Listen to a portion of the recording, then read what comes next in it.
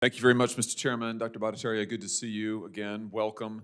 Two topics for you today. I want to start on the question of public trust. You were talking about it earlier, public trust and public health. One of the things that so badly undermined public trust in the NIH in particular, and I think you addressed this when you were before the committee the first time for your confirmation hearing, was the work that NIH did and funded at the Wuhan Institute of Virology for coronavirus gain-of-function research, and of course lied about it. For 2 years or more, NIH denied that there had been any funding whatsoever that had gone to Wuhan, and then ultimately had to admit after public reporting that indeed there had been gain-of-function research with NIH money through EcoHealth Alliance that had gone to Wuhan. My question to you is this: has the NIH done, under your leadership now, a thorough review of all of the grants or other funding streams that may have gone not only to Wuhan, but to other labs in China? Do we have a handle now on what NIH was doing over the last decade plus in funding? I think this is so important because we were misled. I say we, I mean the American people were misled and lied to. And those of us who said, wait a minute,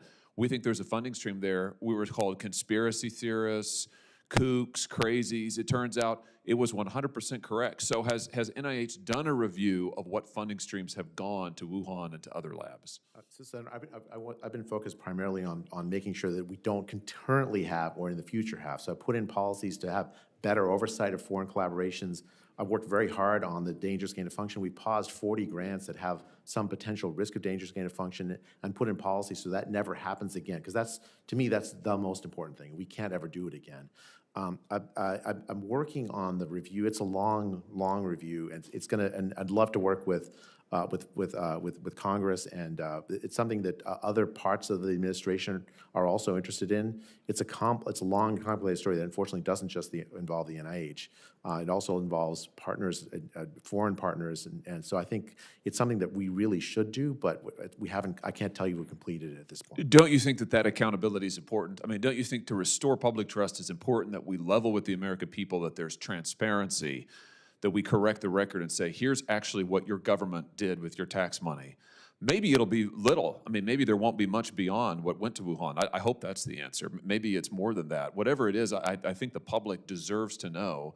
And frankly, having been misled, this body was misled. Maybe this committee, certainly the Homeland Security Committee, was misled for the better part of 2 years when we were told over and over and over and over, no tax money ever went to Wuhan, no gain of function research. That was a lie.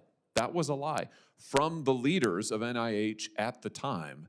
I think those lies need to be corrected, and the facts, all of the facts, however sordid and unpleasant they may be for the institution, need to come out so that the public can say, okay, we've cleaned house here. We've got some confidence in what our own government is doing with our tax money. Don't you agree with that? I do agree with that. Like after a patient dies in a hospital, there's often a conference, a morbidity and mortality conference, where there's just an honest conversation of what went wrong.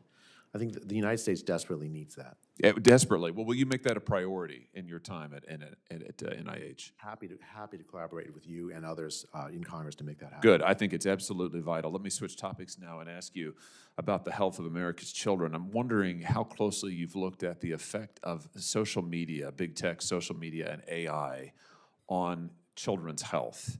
And I submit that this is increasingly becoming a public health crisis. Here's what I'm thinking. I've heard from parents who've testified before me and other committees that I chair that their children have been led to experiment with suicide and ultimately self-harm, and ultimately, in many instances, sadly, carry out plans for suicide at the behest of AI chatbots. The data on social media and children's mental health, children's physical health is astounding. Is NIH, here's my question, is NIH studying the effects of social media, including AI-driven social media, on children? Are you looking at that linkage from a health perspective? I've seen those reports also, and as a parent myself, tremendously concerning to me. The NICHD, the National Institute for Child Health and Development, has a program on this, although specifically on AI and suicide. I'd have to look to see, but that's a focus to make sure that our children grow up in a country where they're not exposed to those kinds of dangers, and we're going to have excellent science on that. If we don't already, we'll make sure that to focus on it. Good. We desperately need scientific focus on it. We need good science on it. We need good data. And I will just tell you, as a parent, I've got 3 children of my own. three pretty small children. And when I talk to my fellow parents and when I look at the numbers, I mean, in a recent study, 84% of parents said that they were very concerned or at least somewhat concerned about the effects of social media on their children. And when you talk to parents who have had chatbots urge their children to harm themselves, harm family members, harm parents, or heaven forbid, take their own lives, this is a crisis. And it's not an isolated crisis. It is a systemic crisis in every school, and I dare say in almost every home across the country. I think we need to have a comprehensive look from a data perspective and a science perspective of what this is doing to our children so we can figure out what we're going to do to protect kids and protect parents. I entirely agree with you, Senator.